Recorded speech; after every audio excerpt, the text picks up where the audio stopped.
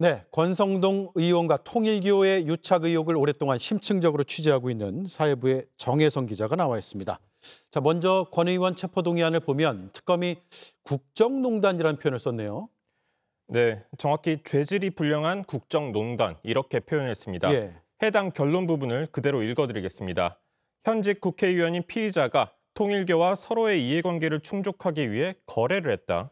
그 후 대한민국 예산, 조직 등을 사적인 목적 달성을 위해 사용한 것으로 죄질이 불량한 국정농단에 해당한다. 이 같은 국정농단의 발단이 권성동 의원의 불법 자금 수수여서 구속영장 발부가 필요하다고 썼습니다. 예.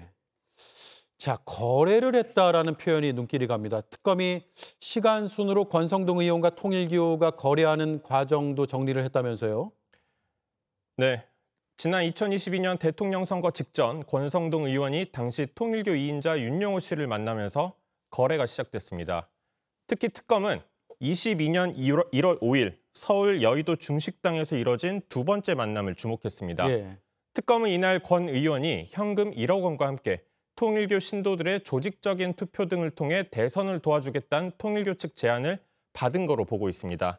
대신 윤석열 후보가 당선되면 통일교 정책을 국가 정책으로 할 것 등을 약속하며 이 거래가 시작됐다는 겁니다. 예. 22년 2월 8일 권 의원은 통일교 천정궁에서 한학자 총재를 만나 관련 논의를 한 거로 특검은 파악했습니다.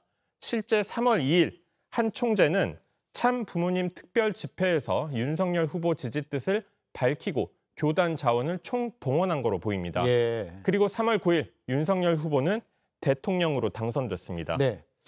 자, 이렇게 특정 정치 세력과 특정 종교 간의 거래는 대통령 당선 이후로도 이어지는 거죠? 네, 당선 이후로도 이어지고 있다고 특검은 판단했습니다. 예. 특검은 윤석열 정부에서 캄보디아 지원 사업 등 통일교를 위한 정책들을 실제 추진한 거로 판단하고 있습니다. 네. 지난해 윤영호 씨가 주최한 행사에 권성동 의원이 축사를 하는 등 통일교 측이 요청한 각종 프로젝트와 행사를 지원했다고도 적시했습니다. 네. 자, 그렇다면 이제 권성동 의원의 반론도 들어보죠. 권 의원은 중식당에서 1억 원을 수수한 의혹은 다 사실이 아니다. 이렇게 부인하고 있다면서요? 네. 저희가 큰 거 한 장 서포트 기사를 쓸 때도 과거 부인했던 입장을 참고해달라는 입장뿐이었습니다. 예. 특검 조사 받으러 들어갈 때 권 의원 주장 들어보겠습니다. 특검 측이 제기한 각종 의혹에 대해서 저는 결백합니다. 통일교 관계자로부터 어떠한 군품을 수사한 바가 없습니다. 네, 특검 조사 때도 관련 혐의를 전면 부인했습니다. 전면 부인하는 점뿐 아니라 수사에 대해서 야당 탄압 프레임으로 사건의 실체를 왜곡하려 한다며 구속이 필요하다고 특검은 강조했습니다. 예. 체포동의안에 권성동 의원이 통일교 한학자 총재의 수사 정보를 유출해줬다. 이런 의혹도 포함이 됐군요. 네, 그 시점은 윤석열 정부 때인 2022년 10월 3일입니다. 이날 권성동 의원이 윤영호 씨에게 전화를 해서 경찰이 한학자 총재의 라스베이거스 카지노 원정 도박 관련 수사 정보를 넘긴 거로 수사 결과 파악됐습니다. 이후 윤 씨가 압수수색에 대비해서 한학자 등 통일교 지도부 원정 도박과 도박 자금 출처에 대한 증거를 인멸했다고 본 겁니다. 예. 네.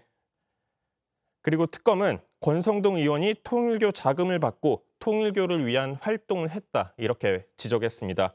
이와 관련해 특검은 한학자 총재한테 이번 주 목요일 특검 사무실에 나와서 조사를 받으라고 한 상황입니다. 네, 목요일에 출석할지는 지켜봐야겠군요. 수고했습니다. 잘 들었습니다. 정혜성 기자였습니다.